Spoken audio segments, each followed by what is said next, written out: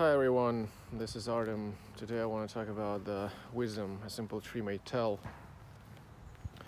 It's yet another video about the things that nature can tell you how to live more efficiently, because nature is pretty efficient, but people we tend to create some theories and we kind of get stuck in the circles of inadequate thinking, and we're not useful, we're not efficient.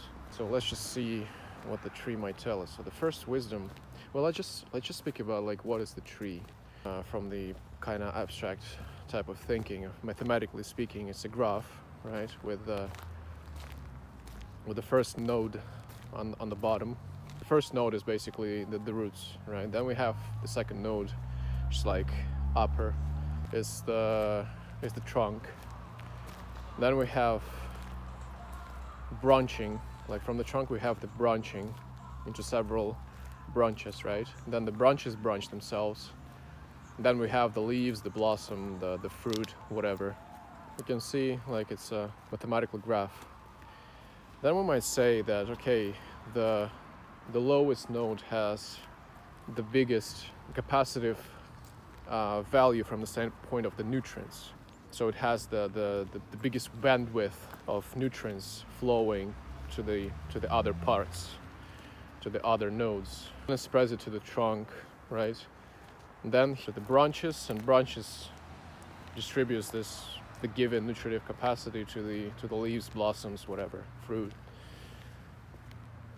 So it's basically it looks like a hierarchy, right? So the trunk, the roots, and the trunk has the highest value, has the highest power.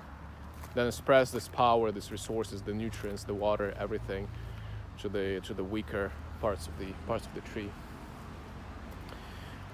And this type of system is not prevalent just for the trees. Actually, like the human vascular system works pretty much the same way.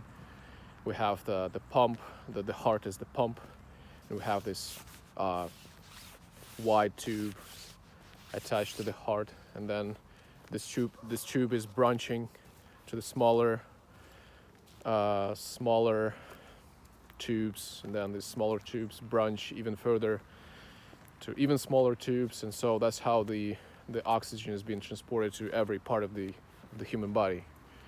Or we can actually take the natural resources transportation system, or the electrical factory, where the high voltage of the factory is branching towards different parts of the city, to the transformators, and then from transformators to each individual building, right, and then to each individual apartment.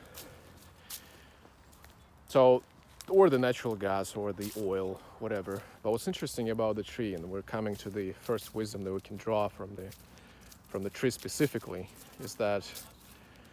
is how the tree is actually placed and situated. This hierarchy is actually placed upside down. So the most powerful nodes are actually the support for the weaker ones, right? And if we take the example of the human hierarchy, which is the government or the company, this is how that's what kind of attitude the president or the ministers or CEO and the managers should have towards their people that they have control over. They should be the support for them, right? So the tree is actually telling you, like, okay, like, I have the biggest power, but I'm lower than the things that I'm supporting, that are actually weaker than me. And so that's the attitude of the CEO, of the president. But don't get me wrong though. There's one interesting nuance that should be considered, is that right now we're looking at the tree from the standpoint of the nutritive capacity. But if we take the, let's say, utility capacity, like the actual product that the tree produces is actually situated in the weakest parts of the tree, namely the blossoms, the leaves, the fruits, right? Because leaves produce air, the blossoms, they produce whatever, the fruit itself feeds the animals and people, and they contain the seeds to creating the new trees. So the tree, while having the biggest nutritive capacity in the lowest part of the tree, its utility for the world is actually situated in the highest parts of the tree. And so this is kind of attitude that the companies and the people and the workers should have towards each other. There should be a mutual respect, because the tree is whole, because everything is on its proper place. Like the trunk provides nutrients for the leaves to produce utility or fruit, whatever. And the same way, the fruit and leaves should thank the roots for providing these resources, for providing these nutrients.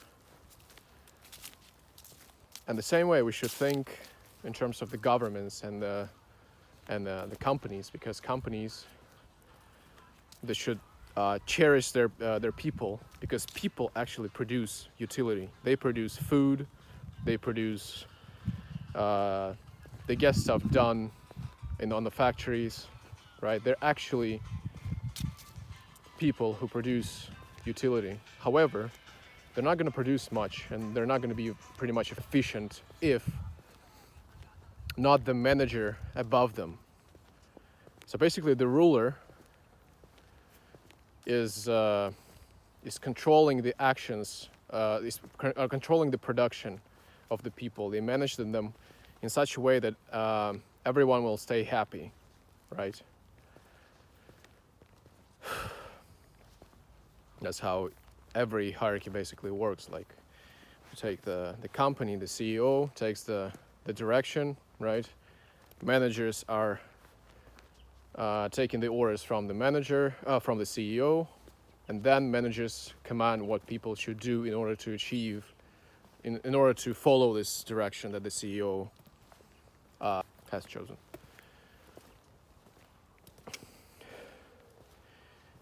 But the CEO or the president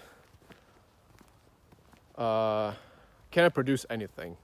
They're like the head, like the human beings actually is really good example as well. Like, this is the ruler, and the arms and legs actually do stuff.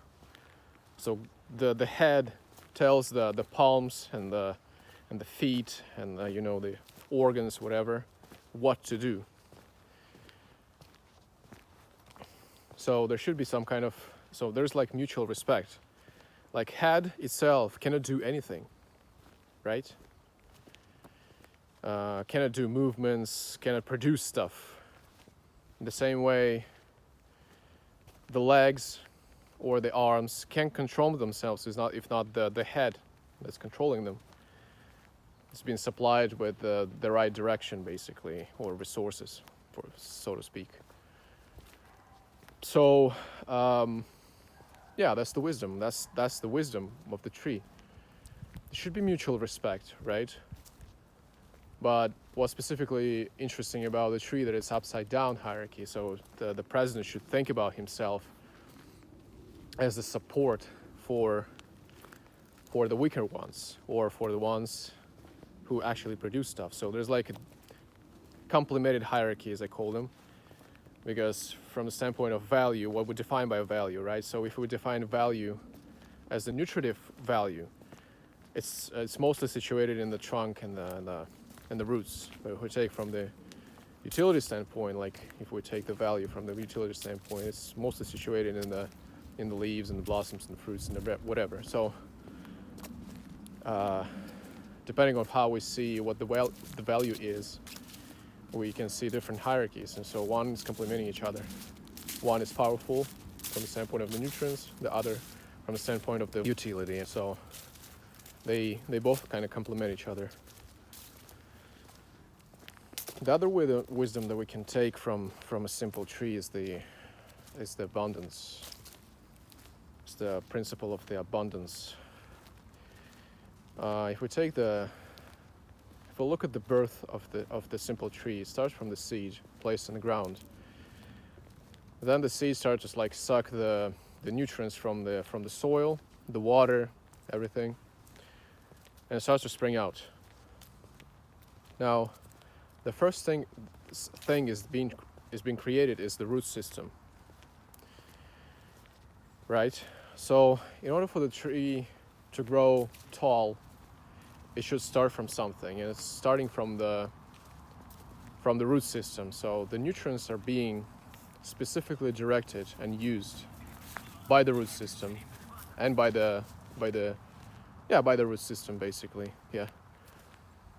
So in order for and then after the root system is being fulfilled with the nutrients and have grown and use these nutrients for growing, then it can't hold the nutrients any longer, so to speak. I'm quote unquote, because basically the root system is growing slowly, and there's like a certain capacity of nutrients it can accept, right, on the current stage of development. And since it cannot receive excessive resources, excessive nutrients and water, it should give it away somewhere, right? And that's when the trunk starts to grow. So the root system, when filled with the nutrients, it can't hold them any longer. So it has to give it somewhere else. And that's when the trunk starts to grow. Then when the trunk is being developed, it can't accept the accepted nutrients. It has to give them somewhere away. And it gives the way to the branches, and then the branches grow, and etc., until the leaves are reached, and the fruits and blossoms, whatever. So the wisdom is such. Then when you have an abundance of something, you should give it away, either freely or for money, whatever. Because you can utilize them. So the tree is telling you that, I have had enough. Like the root system is saying, like, I have had enough. I can't hold it any longer. I don't know where to use these resources, this excess resources, excess nutrients and water. I have to give it away. So that's what the root system is doing. It's just giving away this nutrients in the water to grow a trunk upon itself. And so the same way we should act. When we see like we have the excess resources, we have to give them away, either monetarily or freely. So it depends on you, but you have to give them away. If you can't store them, you have to give them away. And so that's a natural process. When you have an abundance, if you have a stable source of abundance, you have to find a way to give it away to the world, for other people, for the nature, for whatever, for infrastructure, but you have to give excess resources away. That's just how it works. And ultimately, the last wisdom is the one that I started with, is that the world is very interconnected, and simple nature, while being very efficient in how it works, how it utilizes resources, it can actually teach us something. It actually tells, like, okay, if you're a ruler, you have to take care of your people, and vice versa. If the only resource the resources that you take are from the ruler, you have to respect him. So there should be a mutual respect, and one can't live without the other. So it's a simple but yet pretty much a telling wisdom. Second thing, if you have an abundance, you have to give it away, or actually it can destroy you even, because we have seen many examples when the rich kids, while living in the abundant lifestyle, they commit suicide because they have this excess resources, and this excess resources is actually killing them. It's killing their psychology because they no longer have will for life, because they have tried everything. They've had enough. They have consumed so much of the abundant resources that they actually killed their psyche, whatever, and so they kill themselves. There can be many examples of that. So when, for example, extra money that you receive, abundance in the resources that you receive makes you greedy, and the greed actually kills you. Like, it's actually breaking your psyche, starts to like spoil your psyche, and you become greedy, you become disrespectful or egoistic, whatever. And so, yeah, and the world is interconnected. Like, the nature tells many stories, tells you the templates of how you should live your life, and it's beautiful. Gives you wisdom because it's been created by God.